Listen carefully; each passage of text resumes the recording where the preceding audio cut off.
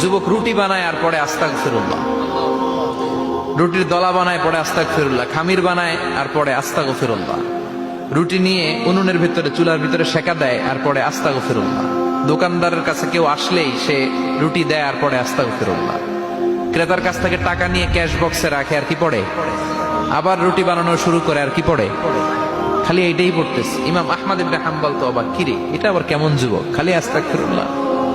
উনি প্রশ্ন করলেন, যুবক ঘটনা কি? আসার পর থেকেই তোমার দেখতেছি তুমি রুটি বানাও, রুটি বিক্রি করো আর পড়ো আস্তাগফিরুল্লাহ, মালাকা ইয়া শাবাব।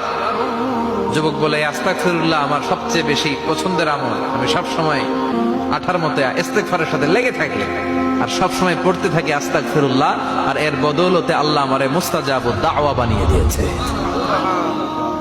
আহমদ ইবনে হাম্বল তো অবাক, আনতা মুস্তাজাবুদ দাওয়া, তুমি মুস্তাজাবুদ দাওয়া, রুটিওয়ালা।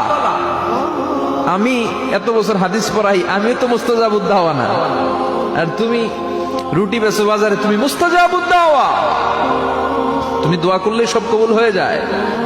যুবক বলে, না আনা মুস্তাজাবুদ দাওয়া, আমি আমার জীবনে যত দোয়া করেছি কবুল করে নিয়েছে কে? সব দোয়া কবুল করে নিয়েছে আল্লাহ, একটা দোয়া ছাড়া। কয়টা? আহমদ ইবনে হাম্বলের কৌতূহল, কিউরিয়াসিটি আরো বেড়ে গেল, কি সব দোয়া কবুল হয়েছে একটা দোয়া ছাড়া?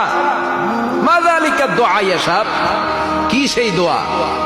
যুবক এবার বলতে শুরু করলো, আমার জীবনে যে দোয়াটা আল্লাহ কবুল করে নাই সেটা হচ্ছে, আমি আল্লাহর কাছে অনেক চেয়েছি, অনেক দোয়া করেছি যে আল্লাহ, শুনেছি এই জামানার সবচেয়ে বড় মুহাদ্দিস, তার নাম নাকি ইমাম আহমদ ইবনে হাম্বল, আল্লাহ তোমার কাছে আমার চাওয়া, আমি যেন এই ইমাম আহমদ ইবনে হাম্বলের দেখে মরতে পারি, আমি যেন ইমাম আহমদ ইবনে হাম্বলের হাতে হাত রেখে মুসাফা করতে পারি আর তার কপালে একটা চুমু এঁকে দিতে পারি। আহমদ ইবনে হাম্বল আবেগপ্রবণ হয়ে গেলেন, চোখের পানি ছেড়ে দিলেন, বললেন, যুবক তোমার এই দোয়াটাও কবুল হয়ে গিয়েছে। আহমদ ইবনে হাম্বলের দেখা সাক্ষাৎ পাওয়ার জন্য আহমদ ইবনে হাম্বলের বাড়িতে তোমার যাওয়ার দরকার নাই, আহমদ ইবনে হাম্বল তোমার দরবারে ছুটে এসেছে। আনা আহমদ ইবনে হাম্বল মুহাদ্দিসুদ দাহর, আমি নিজেই আহমদ ইবনে হাম্বল। যুবক চোখের পানি ছেড়ে দেয়, আহমদ ইবনে হাম্বল চোখের পানি ছেড়ে দেয়।